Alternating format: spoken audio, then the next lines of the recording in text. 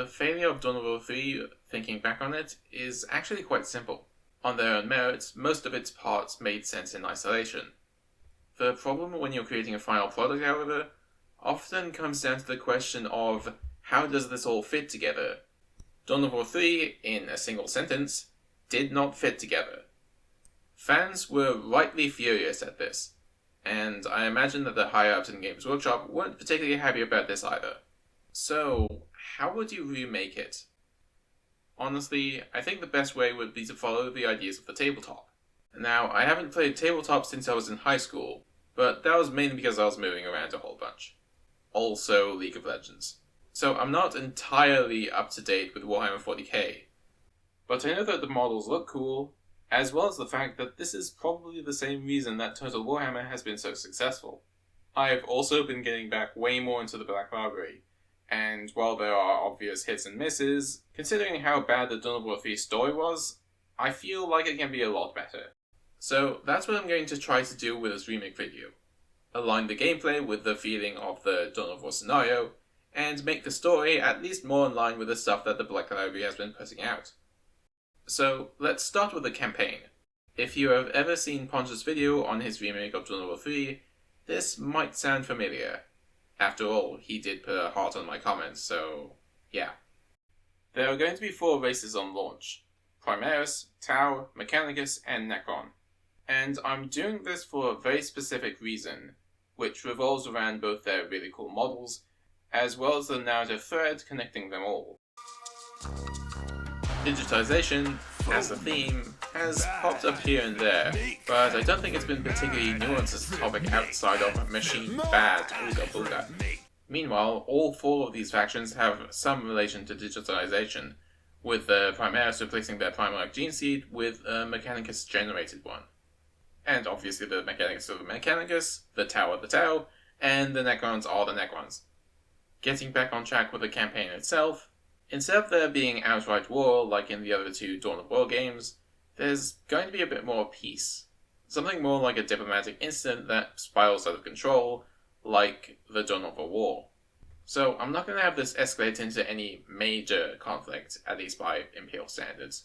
Mainly because there would be too much for this one video, but if anyone has any ideas about how to flesh this out further, put it in the comments and I'll definitely look at it, because I don't really have much going on anyway. So let's start with the Primaris chapter responding to a Mechanicus call for aid. This Primaris chapter owes the Mechanicus a favour, and the Mechanicus are calling it in. However, let's just say that the chapter in question have their hands filled, instead splintering off a single cruiser to aid the Mechanicus. Aboard this ship include 2 of the main characters, a Tech Marine and a Chaplain. The Tech Marine believes in the Omnissiah, and the Chaplain in the Emperor, and their argument over whether the Primaris is a good idea or not is legendary inside the chapter. When the ship arrives at the Mechanicus world, however, they realize something far too late. It's a Tau world. Now, I'm not a big fan of how the Tau are portrayed. Yes, they're stereotypically Asian, and that usually comes out in the writing as basically a British person's perspective on the 3 big countries of Asia. But I think because they're actively trying to avoid that conversation in the first place, they're actually making the writing worse as a whole, in a sort of Jungian shadow sort of way. This is completely the opposite of the strengths of the updated Necrons, where you definitely get the sense of having one of the strongest empires in prehistory having to watch their own downfall. Personally, I'll be trying to amp up the 1800s era Japan aspect, as there's been several manga series recently that are set in the Meiji period, such as Golden Kamuy and Demon Slayer. Senbon Sakura and Yuki no Shingun are also pretty good. As the cruiser brings up its forward shields and prepares for combat, an Imperial signal hails them. They flick the screen on to see an honorary watercast human, who explains that the situation is a complicated one. The world had been Imperial the last time the census was made, but in the turmoil of the galaxy and a purged Orc invasion, it had flipped Tau. There are still pockets of Imperial and Omnissiah influence that the Tau government have tense relations with. But up until now, most of the populace had just been thankful that someone had dealt with the Orcs. A Mechanicus expedition had cut a deal with the Tau for access to a dig site, but now that they've begun drilling, there have been auspicious accidents and disruptions to mechanical systems across the planet, and there have even been drone rampages and murders. This has unnerved and agitated the population enough to the point where riots and protests are common. The Ethereals aligned with the Earth and Fire castes are trying to rally up support in an us versus them power play, but the Water caste and their aligned Ethereals are attempting to reach a diplomatic settlement. With help from the Primaris, they hope that this situation can be quickly resolved. The Tau forces are substantial, and the Primaris reckon that it's not worth their time to say no over a bunch of Mechanicus being idiots. So they comply, for now. Still, numerous radical Ethereals start proclaiming that this is not in the interest of the greater good, providing the first core enemy for this part of the campaign. While I'm not sure how canonical this is, it could make sense that Ethereals have greater levels of autonomy than the other four castes, to the point where Ethereals can try and seize power if it's obvious that other Ethereals aren't following what they consider the greater good. It makes the Tau slightly more interesting in my opinion. So the Primaris make their blood-soaked way from the capital to the expedition site, showcasing some of the political, ideological, and societal shifts that are occurring on this Tau-colonized world. When they finally meet the Mechanicus, though, they realize that something's up. The Mechanicus wanted bodyguards for a situation they created, but when the Primaris meet the Mechanicus, they're suddenly not needed anymore. And the Mechanicus are keeping quiet about it. Too quiet. There have been skirmishes as well, which is explained away by the tech priests that the Tau and their human auxiliaries have been attacking them. But the wounds aren't from Tau pulse technology. Rather, they're by Mechanicus weaponry. It's at this point that the Mechanicus are assaulted by their own kind. One of the enemy tech priests calls out to the Primaris, saying that these Mechanicus have betrayed the Emperor by unearthing heretical artifacts. The tech priest that the Primaris had thought their allies now turns on them. They are swiftly dealt with. Turns out that the Mechanicus are on yet another Necron expedition, and this expedition has begun to wake up the Tomb World. But this Tomb World has been ravaged by the Destroyer virus. Now the Destroyer virus is leaking out, and all mechanical systems across the planet are being infected, which is the reason for all the droid rampages and murders. This is very much a similar dispute to that found in Mechanicus, where you could either have sided with Scaevola or Vedex, two sides of the opposing coin. This expedition's Vedex has already been removed by the Scaevola, and the drilling has continued, and now it must be stopped before the Tomb World truly awakens. Still, this is the Tau world now, and the Imperium does have bigger fish to fry. Still, the awakening of the Tomb World isn't exactly a good prospect, so the Primaris seek to do a Dark Crusade, Nuke on Your Doorstep, and GTFO. First though, they must fight through the Scaevola Mechanicus, then proceed on to piercing into the heart of the Necron Tomb World. With the campaign mostly plotted out, I'd like to talk about gameplay, or at least some of the ideas I've personally been thinking about. Now, we could fall back on the staples of the genre, but considering the genre's been in the toilet for an entire decade, we really do need to put a lot more practical thought into the choices that we're making. So, let's start with how you'd start a skirmish match. First off, you choose your faction and map, and then you hit play. Except you don't get access to your entire roster. Instead, you get access to Initial Forces, or Tech Zero. For armies like Space Marines, this includes Planetary Defense Forces, as well as limited access to expensive infiltration units such as Scout Marines. Initial Forces change up faction to faction, with DLC factions like Orcs getting Orc Boys, while Tyranids get Gene Stealer Cults. Necrons would be a pretty weird faction to design their initial forces around, and I don't really have any ideas for them. If you do have any cool ideas how that'd work out, put it in the comments and I'll check it out. This is a setup period of the game, where you jostle for resources in order to tech up into your main roster. The map itself is set up similarly to Dawn of War 1, with points on the map to capture, except with the resources swapped around. Instead of acquisition points, these are now power nodes, and instead of building plasma generators and thermoplasma, you can now build comm stations and comm relays, which grant sizable amounts of acquisition. This is mainly to reverse the situation of Dawn of War 1, where you are forced to ruthlessly expand throughout the map in order to gain the requisition required to actually build out your initial force of infantry, or grow your economy.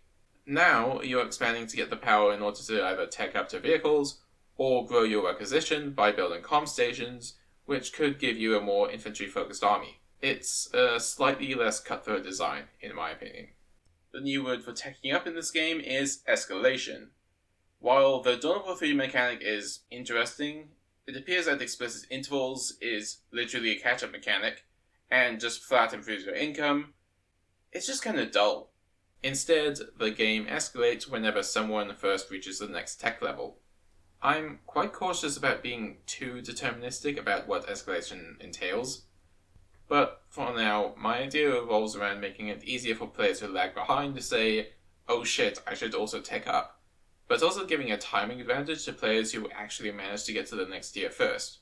This is also because I'm kind of sick of players just kind of racing to tech up faster, so enjoy the rat race.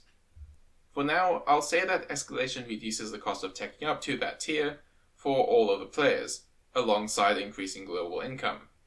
But the player who escalated first has the resources refunded, alongside gaining a deep strike on the hero instead of them just appearing at the HQ. As someone who has played League of Legends and Dota 2 back in the day, I have a lot I could say on Dawn of War 3's heroes. I will say though that I think heroes should be 1. Impactful, and 2. Always be in the fight. There's also something which I call the grenade problem, which is when multiple units with damaging spells combo them together to warp the meta around that combo. While this is fun once in a blue moon, like when teammates communicate with each other, it has to have at least some limiting factor, stopping a bunch of guardsmen throwing enough grenades at once to take down a titan every time you field one. Yes, this game is going to have titans. In terms of hero design in Dawn of War 3, I am not going to be talking about flipping Gabriel. Instead, let's talk about Chaplain Diomedes. If you didn't know, Dawn of War 3's Chaplain is actually quite interesting. When he's in combat, he grants bursts of shields to nearby allies, increases their damage, as well as healing them. This is actually really strong, as healing and shielding combined are actually quite dangerous, but it requires him to be in melee range, while also not having any mobility.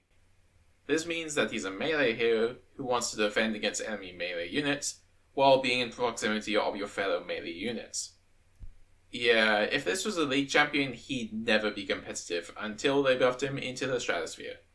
So, because most of his power budget is concentrated in his heals and shields, how about we replace that with a local armor and move speed aura on melee strike?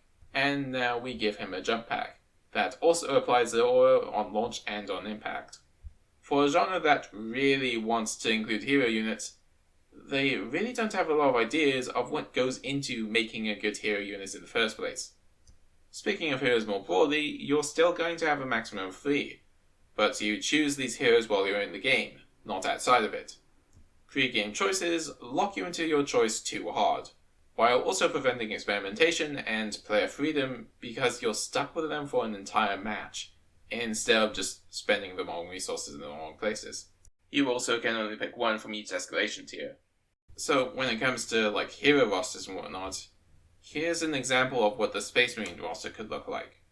At Escalation 1, you get the option between our aforementioned Chaplain, who can go balls deep, an Apothecary, who can recover the GNC.Fallen SM models, recovering the resources lost, or a Tech Marine, who has superior repair abilities, and a supercharged plasma rifle, which can overcharge a burst of DPS. At Tier 2, you start getting access to heroes in Terminator armor, like a Force Commander who can blink stun a tank with their Thunder Hammer, or a Librarian with wave-clearing psychic abilities, and maybe a Dreadnought. Then at Tier 3, you get access to Titans, a Land Raider, and any other model that deserves to be T3, and then you repeat this for Mechanicus, Tau, and Necrons. I'm not familiar enough with the new models and rules, but if you have any ideas of your own, then please put them in the comments below. I'm also aware of command points, which are used on the tabletop to do certain special abilities. I don't have too much knowledge about this, but we could make something that's similar to Dawn of War 2's Red system, this time with better communication of what your opponent is capable of, while also tying victory points in to make them far more valuable than just whether or not you finish the countdown. Out on the map, instead of victory points, there are instead orbital intelligence platforms, which give you supremacy. Supremacy refers to your off-map assets gaining the advantage over your opponent's off-map assets, allowing them to dedicate their efforts to the battlefield, which can be used in strategic moves. Strategic moves are your bombing runs, your orbital bombardments, your base killers. These are what you use to push and end a game. Except they can only be called in by the player with the most supremacy. This means that Orb Intel is quite important, because if you have 2 Orb Intel points and your opponent only has 1, you effectively have double their supremacy, which lets you deliver some bullshit levels of pain. You do not want to be on the opposite side of a strategic move. However, your opponents do have a counter in the form of a superiority play, which can briefly prevent the use of strategic moves at the cost of some supremacy.